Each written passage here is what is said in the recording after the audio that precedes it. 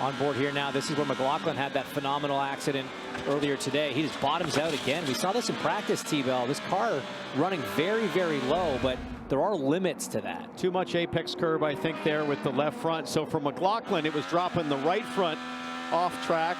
This case for Will Power, left front. Let's see how he does this lap with a full 17 turns of tire pressure and temp. He stays cautiously wide there, but you can still hear that car bottoming. We talked about that in the earlier practice.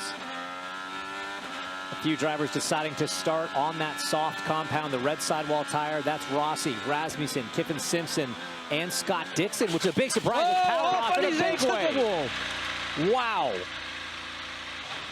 A big one for Will Power.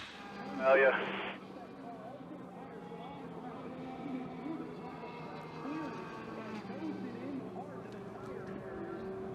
It's over in turn 5 where we've seen Will struggle a bit on the brakes.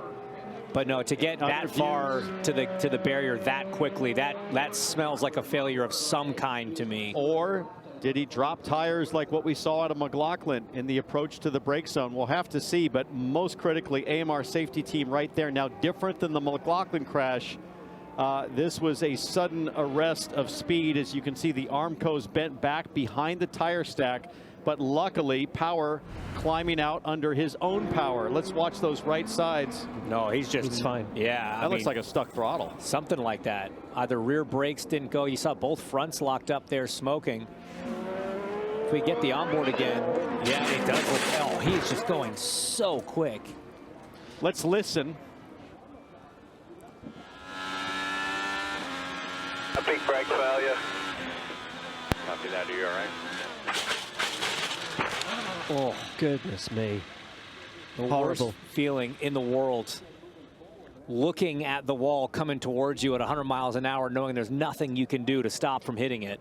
Couldn't tell if he was still having drive from the rear axle or just no brakes. You see the both fronts are locked up, so we know the caliper is there. You see nothing happening at the rear of the car in terms of slowing down. The rear tire is still spinning, so as hard as he has his foot buried, there is nothing going on for rear brake bite. And the thing for me, I mean, you heard on the audio, it's not like the engine note stayed high, and when he hits the wall, you hear the engine rev up. That's because the driver's foot in the impact flies forward and smashes the throttle briefly. So to me, it sounds like it wasn't an engine issue, it wasn't a drive issue, it was just maybe a rear brake issue. Terrifying, Will. Terrifying for the driver. The worst possible eventuality. Brake failure. And Will Power's search for a 72nd pole goes on, but he is okay and out of the car.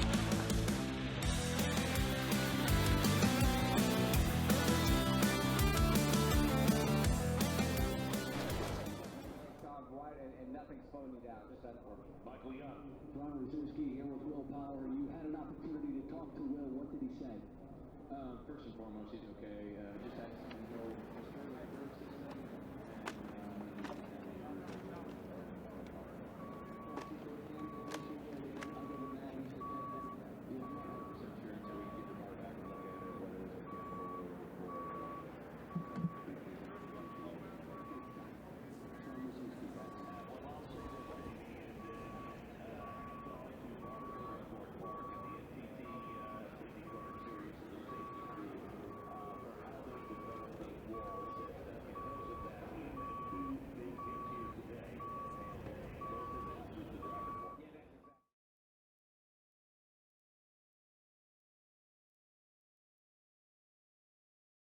feel when you have an issue like this, a failure like this, you hit that brake pedal with your left foot, you're trying to punch it as hard as you can. Just look at how much the wall gives there. That's what it's designed to do.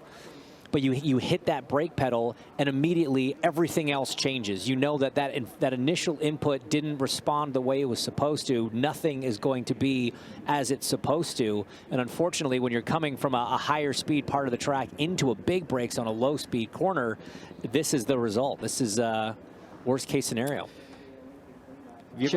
Have you ever had a ski boot de-release or release from a binding when you didn't expect it? Yeah. Yeah, that's basically what this feels like. You're trusting the equipment and it's just not there for you. Jack. Yeah, Kevin, Townsend, I'm not much of a snowboarder, so I'm hoping that was some ski Neither am I. reference Yeah, or I was something. a skier. I'm honest, I'm still getting over the wax on, wax off from yesterday, but I've had brake failure a couple of times. I think James summed it up so well. There's nothing worse than knowing exactly where you're about to hit. In this case, head on. It's the most unfortunate thing that happens to a team, because it also zaps a lot of their confidence too, which is another factor in all of this.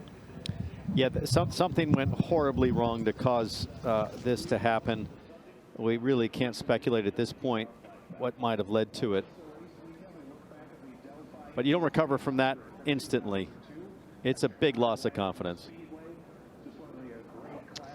Car of Will Power has taken away from the scene of a massive impact here in the early part of qualifying.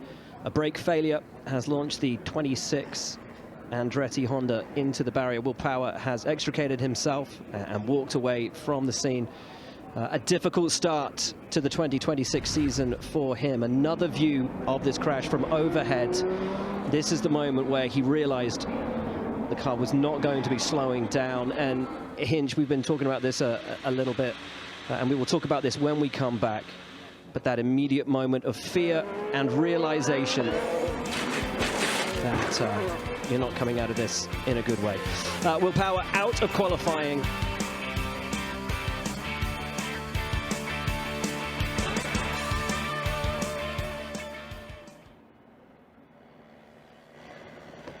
Well, while that was happening, Caio Collet jumped to the top of the times, ahead of Rasmussen, Palou, Rossi, Ferrucci, and Simpson. A long way of the session left to go, just under 6 minutes when we go back to green. But this does create a sense of urgency now for the teams and drivers. Anybody that started out there on the hards, you're going to immediately head out on the softs, going to try to get that quali lap in.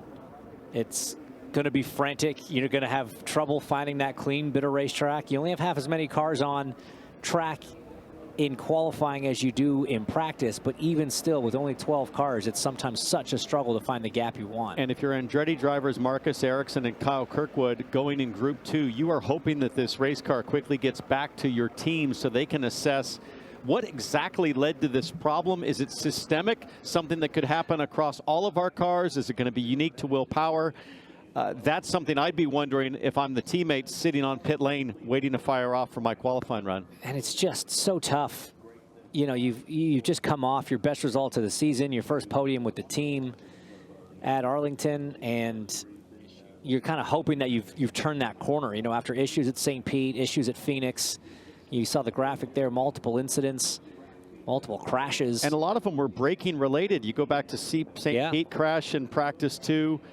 Braking related. Phoenix, not so much. That was something on the racetrack. And this is ignoring the crash in the race at St. Pete, which was in the same corner as the practice 2 crash, also on the brakes in turn 10. It's been the story of Will Power's struggles to get acclimated has really been about braking on the road and street circuits. He said the pace is there, the team has all the resources, and I thought that it was all behind them, frankly, after the great result in the Arlington race. Will Power came here high with confidence, really excited about what was possible, and this is just really knocks you down a notch in terms of trusting your equipment. A man to watch tomorrow in the race.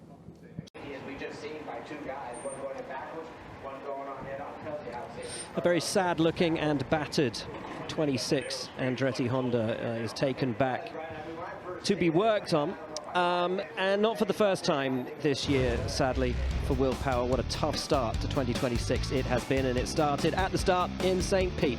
Right from practice, that was down in turn 10, brake issue, unable to get the car stopped, clobbered the wall. Had that happen in the race as well. This was Phoenix late in the race, battling for the lead. Yeah, defending here on Christian Rasmussen, contact right rear to left front. And then this in Arlington, Power comes around a blind corner with Scott Dixon sideways. No way to expect it, just wrong place, wrong time. And then today, the worst of all scenarios as a racing driver, something failing in the brake system, according to Will Power on the radio, and a massive front-end impact. Very, very lucky to walk away from that. Firstly, we're glad to see you're okay. Saw a little bit of that frustration. We heard you say on the radio maybe there was a braking issue. Any thoughts on what went wrong? Yeah, the brake just went to the floor. I think the fronts were working, so it was a brake failure on the rear. That's all I know. Yeah. and you're obviously such a veteran, and you're so good in all these series. How do you reset and then go again tomorrow? Yeah, we'll find the problem. It's no big deal. It's just a pity for qualifying there. I think we had a good car. Kind of haven't had a clean lap this weekend, but the car is actually very good. I thought we'd make it through to the fast 6, so definitely the top 12. But it's unfortunate. Definitely found the wall quite a few times this year already. It's incredible, but you know, that's how things go sometimes. We'll see what happened, and then just fix the guys will fix the car and starting from last, but you can definitely win from there. Well, if anyone can, you can. Better luck tomorrow, buddy. 26 of his poles have come on road courses. 2 of his victories have come at this track.